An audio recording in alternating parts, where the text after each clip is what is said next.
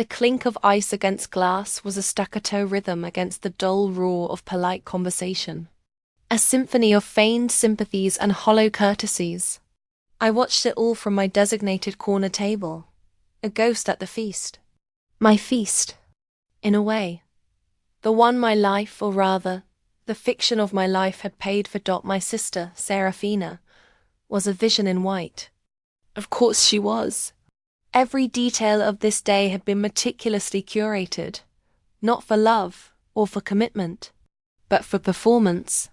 The gown, a cascade of imported lace and hand-sewn pearls, was designed to evoke innocence.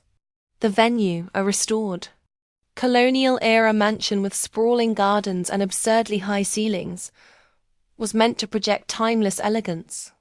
And me? I was the most important prop of all. Kyra, the tragic, terminally ill sister. My slow, elegant decay was the dramatic counterpoint to her radiant, blossoming future. A waiter, no older than 19, approached my table with a hesitant deference reserved for the fragile. "Ma'am," he began, his eyes flicking to the empty space beside me, then back to my face, his expression softening with a practiced pity. "Can I get you something? Some broth, perhaps? Or just some warm water?" He had been briefed. Everyone had been briefed. Be gentle with Kyra. She's not well. She tires easily. Don't press her to eat. The instructions had likely come directly from Serafina, her voice dripping with counterfeit concern. "I'll have the champagne," I said. My voice was level, cool. It didn't carry the rasp of a dying woman. It never had. The waiter blinked. "The champagne, ma'am?" That's what I said. I met his gaze, holding it just long enough for his professional pity to curdle into discomfort. He saw no frailty in my eyes, no flicker of pain, just stillness, an unnerving, analytical calm. He nodded, gave a short, jerky bow, and scurried away toward the bar. Revenge, I've learned, is not a fiery, passionate thing. Not for me, anyway. It isn't a scream in the dark or a shattered plate. It's a blueprint, a schematic. It is the slow, deliberate placement of every load-bearing wall and the careful setting of every charge. For 5 years I had been laying this foundation, brick by painful brick, and tonight I would light the fuse. My gaze drifted across the room, cataloguing the attendees. The investors, I labeled them. They had all invested something, whether it was money, emotion, or just their rapt attention, into the grand theatre of Seraphine's life. My aunt, clutching a lace handkerchief, dabbing at eyes that were perfectly dry. She'd always preferred Serafina, the sunny, easy child, over me, the quiet, observant one. My father, looking proud and somber all at once, his hand on the shoulder of his new son-in-law, a man whose primary qualification seemed to be his family's old money. And my mother was Seraphine's masterpiece. She sat at the head table, her smile a brittle, tremulous thing. Every few minutes, her eyes would find me in my corner, and a fresh wave of performative anguish would wash over her face. She wasn't mourning my impending death. She was basking in the sympathy it brought her. The quiet whispers. "Oh, that poor woman. To be celebrating such a joy while facing such a sorrow." It was intoxicating. The most potent drug Serafina had ever supplied her. It began subtly, as all of Seraphine's machinations did. A little lie here, an exaggeration there. It started after I was accepted into a prestigious medical research program overseas, an opportunity Serafina had coveted but lacked the grades to secure. While I was gone, a narrative began to form. First, it was fatigue. Kyra's working so hard. Serafina would tell our parents, her voice laced with admiration that barely concealed the barb beneath. She never takes a break. I worry about her. Then came the fabricated symptoms. The headaches. The mysterious pains. She would call me, her voice a stage whisper of anxiety. Mom is so worried, Kyra. She thinks you have. I don't. No, something serious. I told her she was being silly, but you know how she gets. She was planting the seeds, weaving the web. I was too busy, too focused on my work, to see the pattern, to understand that she wasn't just creating drama. She was writing a script. My script. The diagnosis was her magnum opus. She didn't announce it. She confessed it, tearfully, to our parents. A rare, degenerative neurological condition. So rare, in fact, that it was conveniently difficult to research. So complex that its symptoms were vague and varied. There was no cure. The prognosis was grim. A slow, heartbreaking decline over the course of 5 to 10 years. When my parents called, me hysterical, I was baffled. I was healthy. Perfectly healthy. I had just run a half marathon the month before. I tried to deny it, of course. What are you talking about? I'm fine. Serafina is lying. But the lie was already more real than the truth. Oh, sweetie. My mother had wept into the phone. It's the denial. The doctors said this would happen.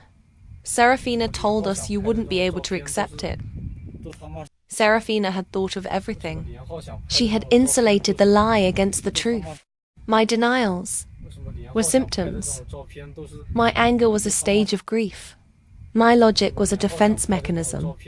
She had used my own intelligence, my own analytical nature, against me. I was trapped. I hung up the phone and stared at the wall of my small apartment for hours.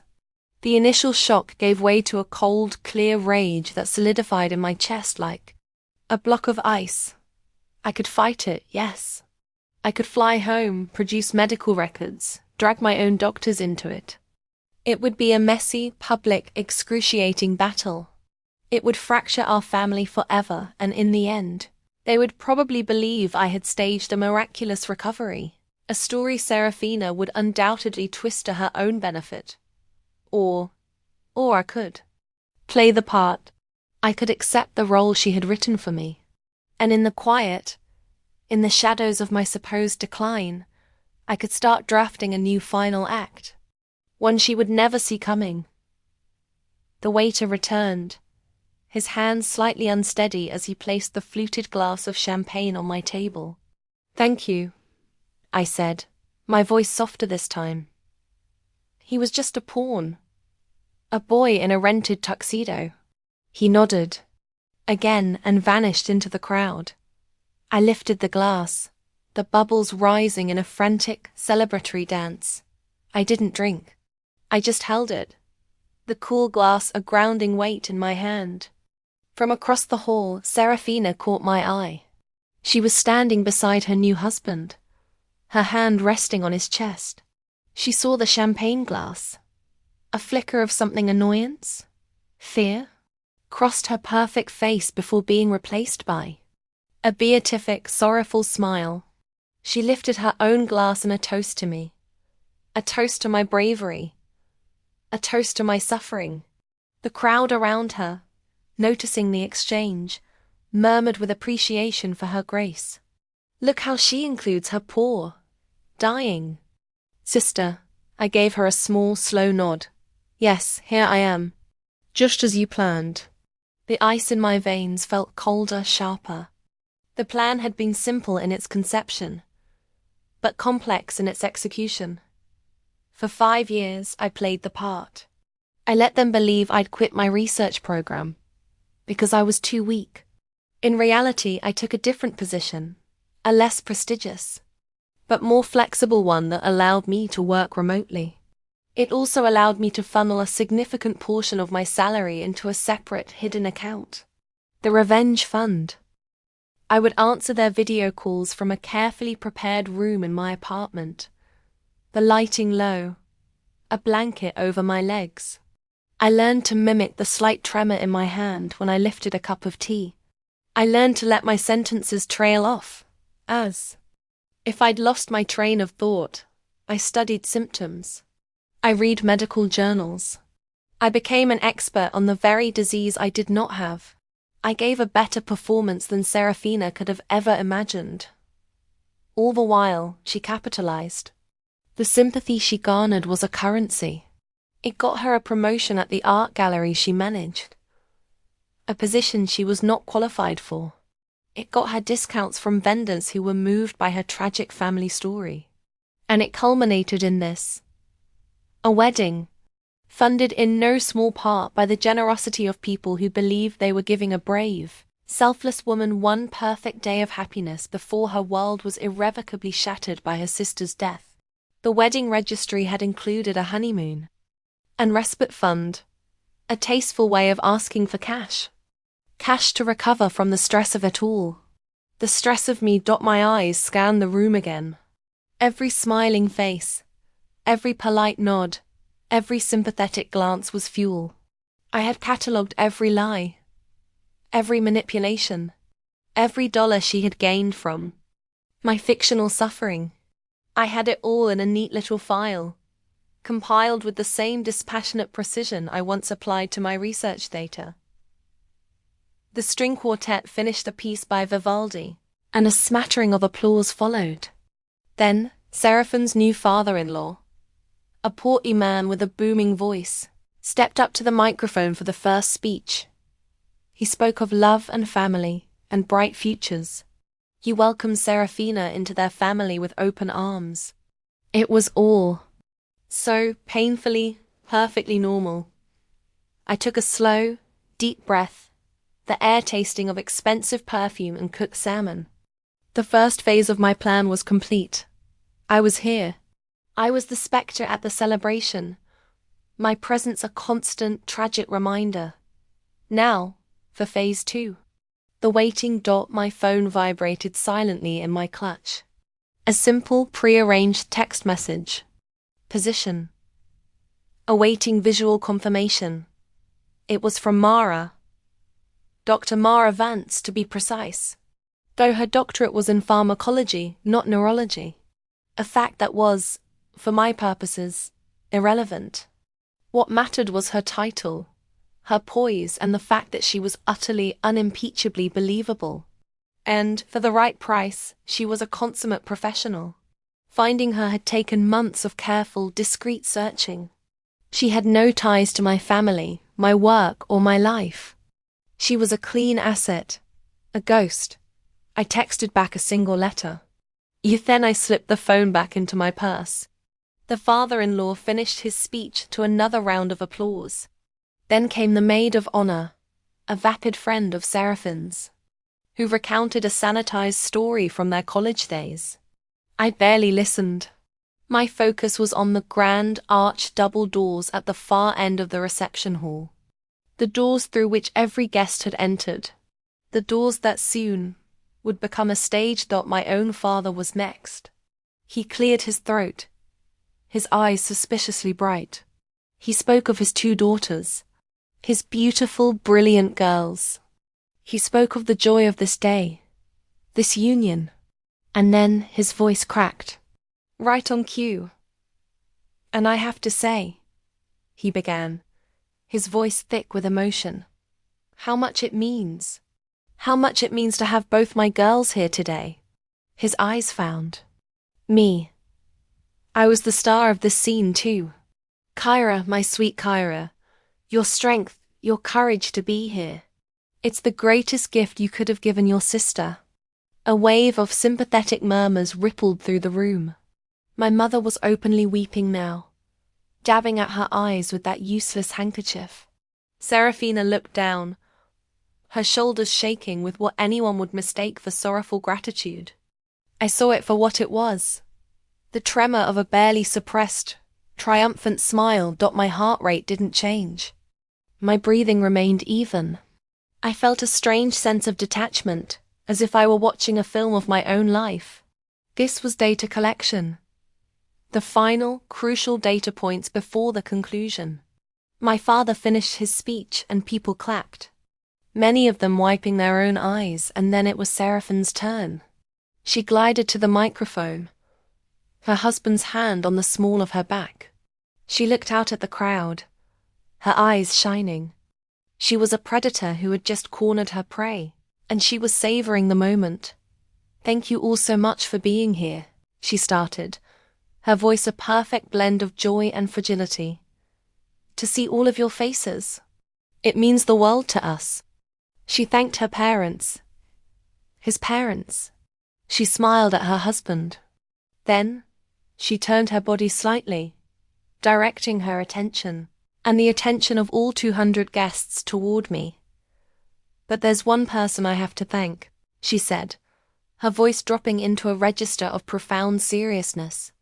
"My sister, my hero, Kyra." This was it. The peak of the performance. The climax of her 5-year lie. "Many of you know," she continued, her voice trembling, "that my sister is fighting a battle that most of us can't even imagine." A woman at a nearby table let out an audible sob. "Every day. For her is a struggle. And for her to be here tonight, looking so beautiful and so graceful, it's a testament to the person she is. She is the strongest person I know." My finger rested on the edge of my clutch. My gaze was fixed on her face. I was memorizing every detail of the lie. The slight quiver of her lip. The way she held her hand to her chest. "This day is perfect," Serafina whispered into the microphone. "But it's also bittersweet. Because I know my time with her it's precious. It's limited." Now, I drew a small silver penlight from my purse.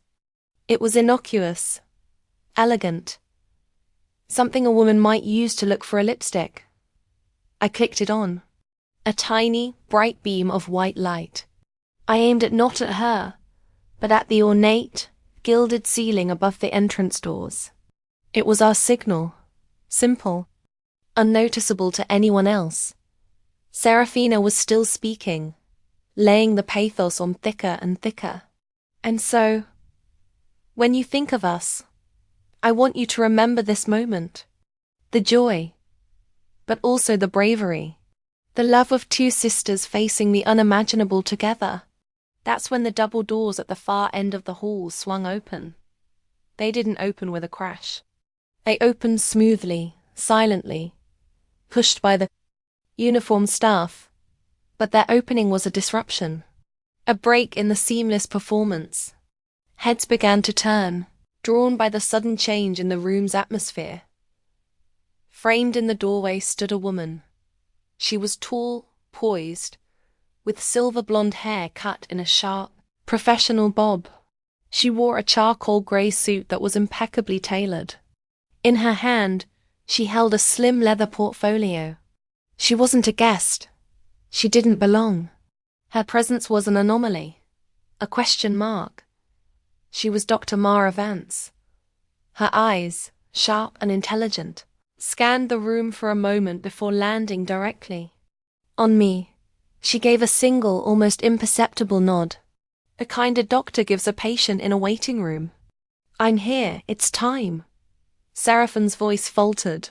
She had noticed the shift in the room's energy. She saw the heads turning away from her, toward the entrance. She followed their gaze and her eyes fell upon Mara. Confusion clouded her face, followed by a flash of irritation. Who was this woman? Who would dare interrupt her speech? My father and mother were looking at the door, perplexed. My new brother-in-law leaned in and whispered something to Serafina. Mara took one step into the room, then another. She moved with a calm, unhurried authority that commanded attention. The murmuring in the room grew louder. The string quartet, unsure of what to do, remained silent, their bows hovering over their instruments. Serafina, trying to regain control, tapped the microphone. "Excuse me," she said, her voice a little too loud, a little too sharp. "I'm sorry, can we help you? This is a private event." Mara didn't stop walking. She continued her deliberate, measured pace toward the head table. She didn't look at Serafina. Her focus remained entirely on me. I pushed my chair back. The sound of its legs scraping against the polished marble floor was unnaturally loud in the suddenly quiet hall. I stood up. For the first time all evening, I allowed my posture to straighten completely. I dropped the sad, weak slump I had been affecting for years. I stood tall. My movements were not fragile. They were not weak. They were fluid, strong, and sure. I looked at Serafina. Her mouth was slightly agape. For the first time in 5 years, a genuine, unplanned emotion was on her face. Utter confusion. She looked from the approaching stranger to me, standing tall and straight in my corner, and back again. The gears were turning. The beautiful, perfect facade was beginning to crack. Had no idea what was coming. That I did. I had written the script for this scene myself, and it was going to be a masterpiece. The silence in the hall was a physical thing. It was heavy, thick with the unasked questions of 200 people. Every eye was a pinpoint, and they were all aimed at the three of us. The bride, the ghost, and the intruder. Seraphine's hand, which had been resting on her husband's arm, was now clenched around the microphone stand, her knuckles white. The soft, sorrowful mask had shattered, and behind it was the hard, ugly face of her fury. Mara continued her inexorable advance. Her heels clicked against the marble with the rhythmic finality of a clock counting down to 0. She wasn't walking to the head table anymore. She was walking toward me. We were 2 points of a triangle, and Serafina, frozen at the apex, was about to be bisected. I took a step away from my table of isolation. Then another. I moved into the open space of the dance floor, my dark green dress a slash of color in, a sea of pastels and black tie. I felt the eyes of the guests follow me, their collective gaze a tangible pressure. I could feel their confusion morphing into something else, a dawning, thrilling suspicion. A wedding is a piece of theater, and the audience was just now realizing there was an unscheduled act. Who is this? Seraphine's new husband. What's his name? Damien finally found his voice. It was a nervous, reedy sound, ill-suited to his expensive tuxedo. Serafina? Do you know her? Should I call security? Serafina didn't answer him. Her eyes, wide and frantic, darted between me and the approaching Dr. Vance. She was processing variables at a speed I'd rarely seen from her. Who is this woman? What does she have to do with Kyra? Why is Kyra standing like that? Why isn't she playing her part? The beautiful, intricate machine of her lie was sputtering, threatening to seize. Mara reached me. She stopped a respectful foot away, turning slightly so we were both facing the head table. She smelled faintly of paper and clean, antiseptic soap. She gave me another one of her small, professional nods. Kyra, she said, her voice calm and clear, carrying easily through the cavernous, silent room. I apologize if I am late. The traffic was considerable. Her tone was utterly mundane, as if she were a colleague arriving for a scheduled meeting. This normality, this procedural calm, was a more potent weapon than any accusation. It created an immediate sense of legitimacy. "You're perfectly on time, Doctor," I replied. My own voice. For the first time in 5 years, in front of my family, I used my own voice. Not the breathy, tired whisper they had grown accustomed to, but the clear, resonant voice of a healthy woman. A woman who had once lectured to halls of first-year medical students. I saw my mother flinch. Her hand went to her throat. My father's jaw went slack. They weren't just hearing my voice. They were hearing a ghost. The ghost of the daughter they thought they had lost. Kyra, what is this? My father called out, his voice booming with bewildered authority. What is going on? Who is this woman? Before I could answer, Serafina found her footing. She let go of the microphone and took a step forward, forcing a laugh that sounded like tearing silk. Oh my goodness, she said, her voice pitched high with forced amusement. Kyra, darling, what are you doing? Are you trying to surprise me? She looked around at the guests, trying to bring them in on the joke. My sister, everyone. She has the most wicked sense of humor. It was a good recovery. A plausible angle. She was trying to reframe the scene as a prank. A strange, perhaps tasteless, but ultimately harmless wedding surprise. I let the silence stretch after her words. I let her desperate explanation hang in the air and rot. Then I looked at my father. This, I said, gesturing to the woman beside me, is Dr. Mara Vance. I paused. She's a pharmacologist from the Thornton Institute.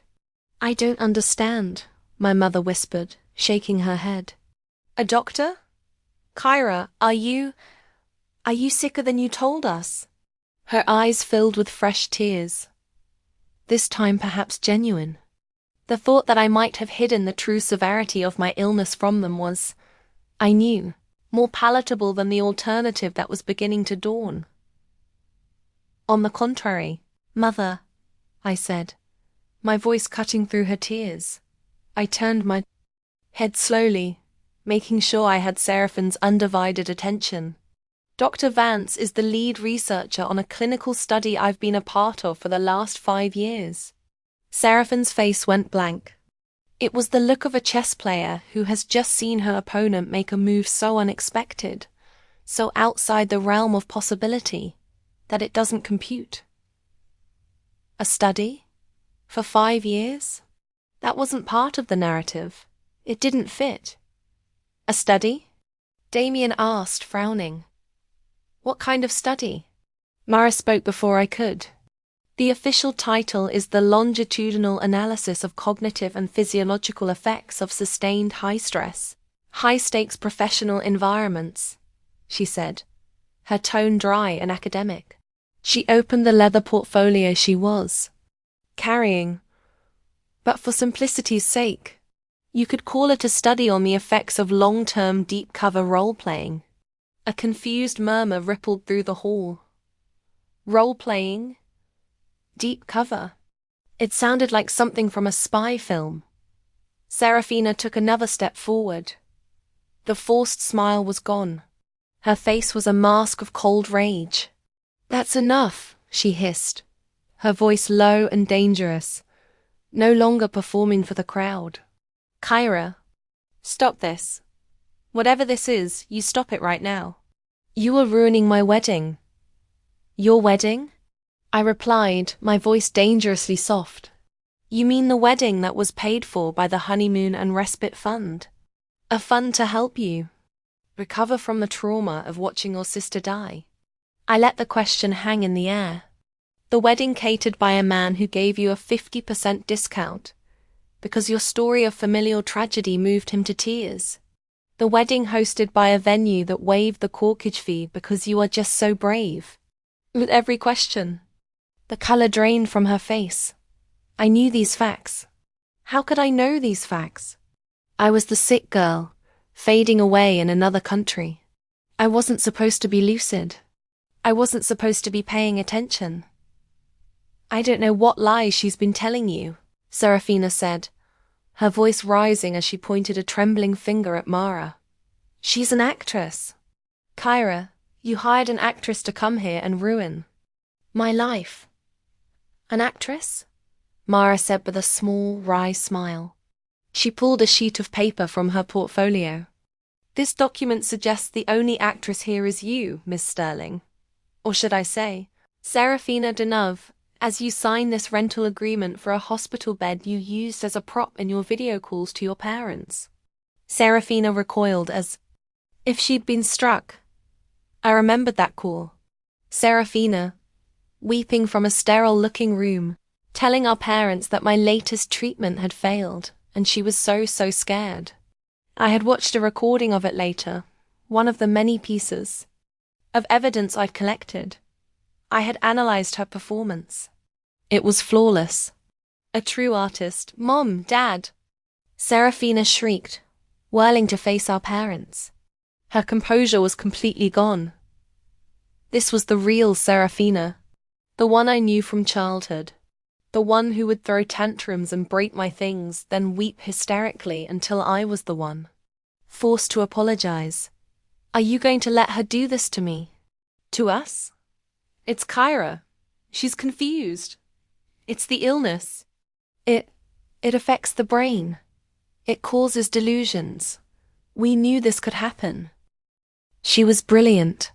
Even now, cornered and exposed, her instincts were sharp. She was trying to use the very lie I was dismantling to protect herself. She was trying to frame my revenge as a symptom. My father stood up, his face a mess of confusion and dawning horror. Kyra, he said, his voice pleading. Please, honey. Let's all sit down. We can talk about this later. Privately. We could have, I said, my voice ringing with a sudden, sharp clarity that made him flinch. We could have talked about it 5 years ago when I told you I was perfectly healthy, and you called me a liar. We could have talked about it. Every time you chose her fiction over my reality. We are long past privately, Dad. I took a step toward the head table. Mara remained behind me, a silent, imposing statue of fact. I have a question for you, Mum, I said, my voice level. My mother looked at me, her eyes wide with fear. What is the name of my disease? The one Serafina told you about. The one that's been killing me for 5 years. My mother stared at me, her mouth opening and closing silently. She couldn't remember. Of course she couldn't. It was a long, complicated, made-up name. It was just background noise to the real story. Her daughter's tragedy. It was. Nora something, she stammered, looking to Serafina for a lifeline. Serafina, darling. What did the doctors call it? Serafina was pale as her dress. Stop it, Kyra. Was it chronic encephalopathic degeneration? I supplied helpfully. Or was it progressive somatic aphasia? She used both at different times. I have the emails. Did you ever wonder why the diagnosis was always delivered by her, and never by a doctor? Did you ever once ask to see a single medical file? A single test result? Did it ever seem strange to you that your daughter, a medical researcher, wouldn't be able to provide the simplest proof of her own condition? The questions fell like hammer blows into the silent room. I saw the truth landing on my parents' faces. It was an ugly, sickening realization. They had been fools. Not just fools, but willing participants. Their grief, their sympathy, their narrative, it had all been a sham, and deep down, in a place they refused to look, they must have known it was too clean, too cinematic, to be real. I was never sick, I said, letting the words echo in the hall. Ever. I watched Seraphine's face as the last pillar of her lie crumbled. There was no escape, no angle left to play. There was only the raw, hideous truth, laid bare on the marble floor of her perfect, fraudulent wedding. Her eyes met mine, and in them, I saw something I hadn't seen since we were children. Pure, unadulterated hatred. It was the look she gave me the day I won the county science fair, with a project she had tried to sabotage the night before. I was 12. She had crept into the garage and poured soda all over my display board. I had stayed up all night, painstakingly, redoing it, my fingers cramping, fueled by nothing but spite. I won the blue ribbon. When the judges called my name, I looked over at Serafina in the crowd. and she had this exact same look on her face. A look that said, "You were supposed to fail. How dare you not fail?" She opened her mouth, and what came out was not a whisper or a cry. It was a guttural scream of pure rage. "You!" That she didn't finish, because at that moment, Dr. Vance took a step forward, holding up another document from her portfolio. "If I may," Mara said, her voice cutting cleanly through the tension. "This might be of interest to the groom." She looked directly at Damien, whose face was ashen. "It's a credit card statement. Seraphine's. From a trip she took to the Cayman Islands 2 months ago. She told you she was visiting a specialist. Clinic with Kyra, I believe." Mara paused, letting him process. "The charges are not for medical consultations. They are for a couple's massage, a private yacht rental, and a suite at the Four Seasons.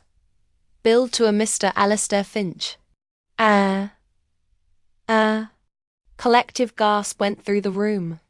Damien stared at the paper in Mara's hand as if it were a snake. He turned to Seraphina, his eyes wide with dawning, sickening comprehension. The lie about me was one thing. That was family drama. But this was something else entirely. This was a betrayal he could understand. Seraphina looked from my face to Mara's to her new husband's. She was trapped. Utterly and completely.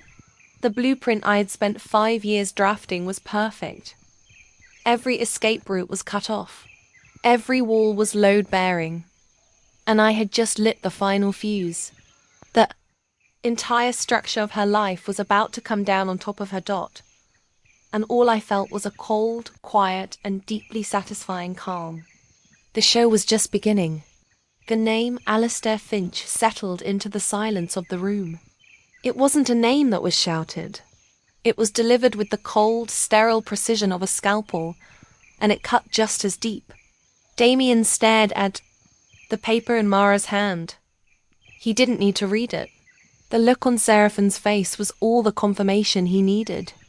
His own face, which had been pale with shock, began to mottle with a dark, rising flush of humiliation.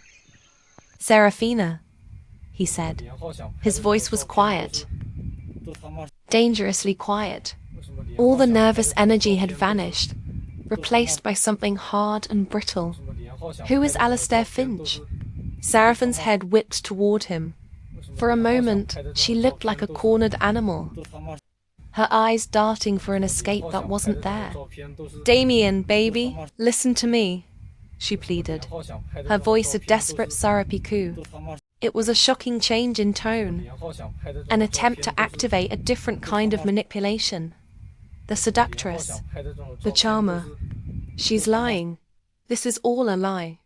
My sister she's vindictive. She's sick. And she's trying to destroy me because she can't stand to see me happy." Damien didn't look at me. His eyes were locked on his bride of less than 3 hours. "Don't talk about her," he said, his voice flat. "Talk about him. Alistair Finch. Who is he?" "He's nobody," she insisted, her voice rising to a frantic pitch. "He's a business acquaintance. That trip was a mistake. Misunderstanding on the credit card statement." Mara, ever the calm center of the storm, spoke without raising her voice. "The charges also include the purchase of a diamond tennis bracelet from a jeweler in Georgetown, Grand Cayman," she stated, as if reading a weather report. "A bracelet which, according to my information, you are currently wearing under the lace cuff of your right sleeve, Miss Sterling." Checkmate.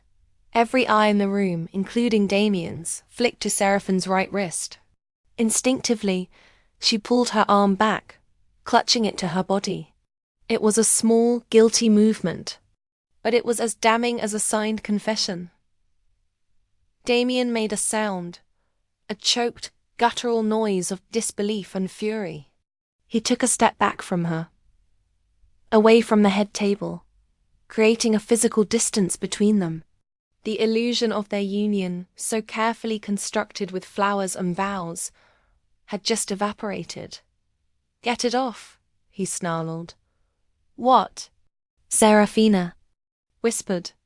"The bracelet," he said, his voice shaking with rage. "Take it off. Now." This was no longer my show.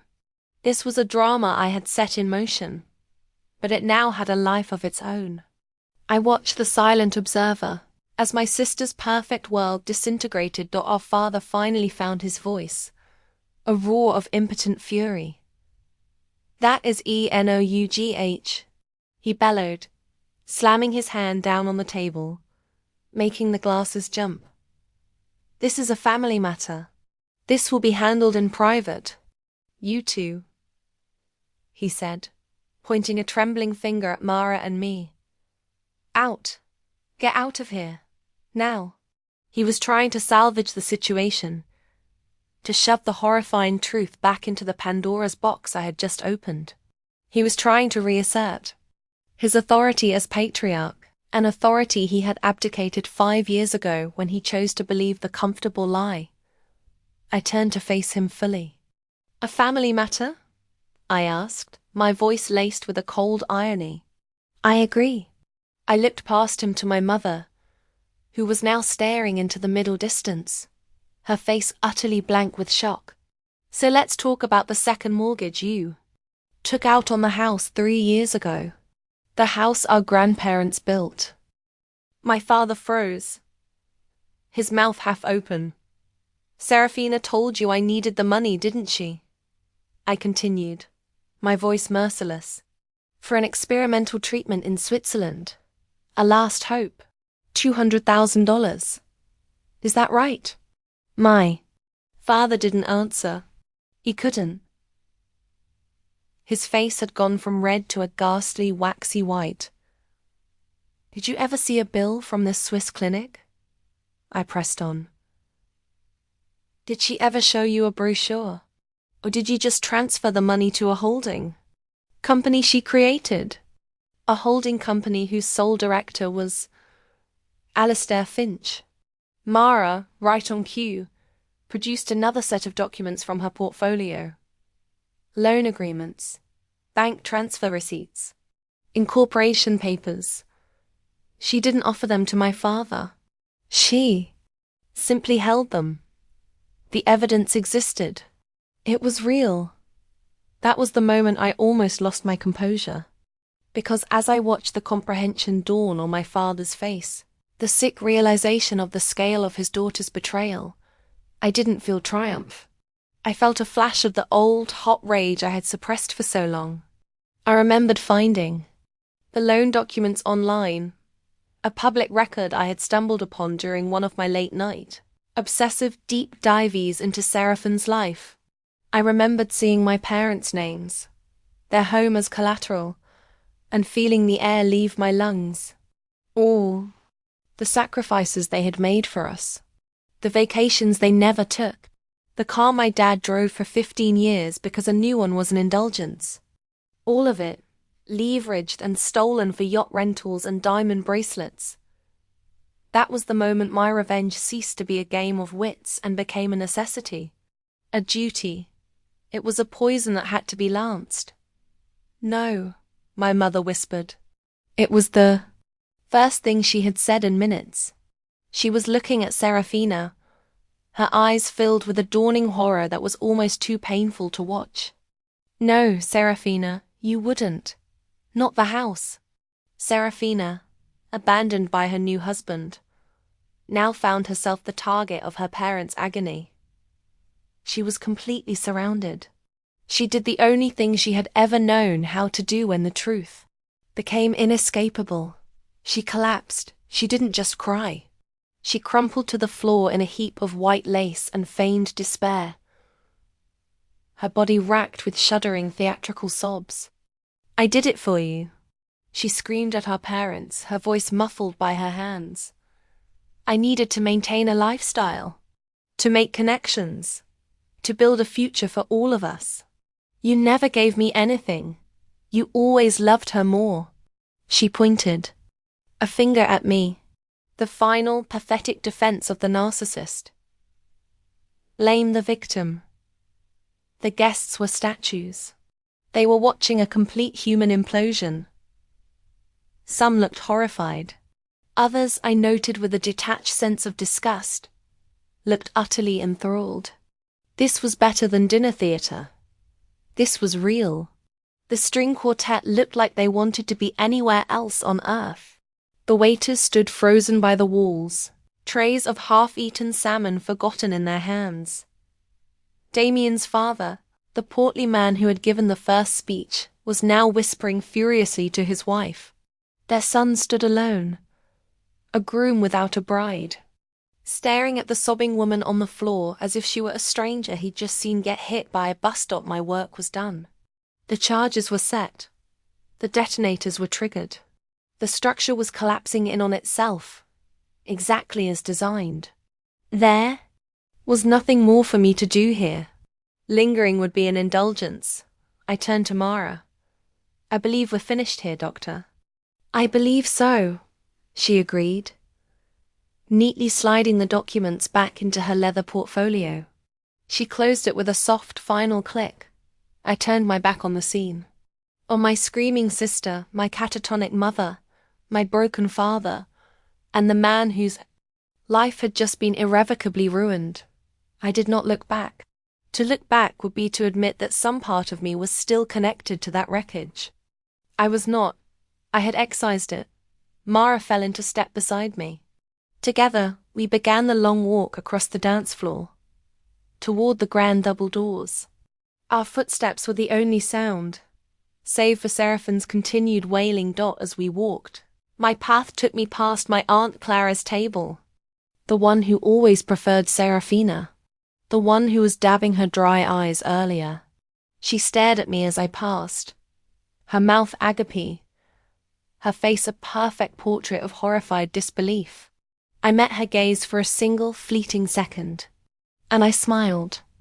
Not a large smile, just a small, tight, satisfied curve of my lips. It was the only moment of pure, unadulterated pleasure I allowed myself. We reached the doors.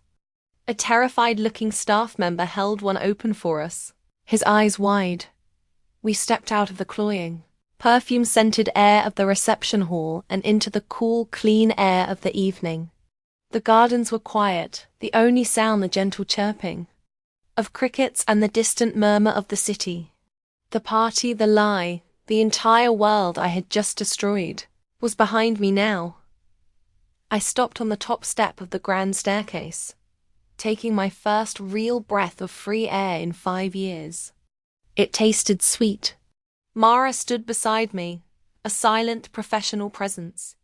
The balance of my fee will be transferred within the hour, I said, my voice all business. I have no doubt, she replied. She looked at me, a flicker of something, unreadable in her sharp eyes. Curiosity, perhaps.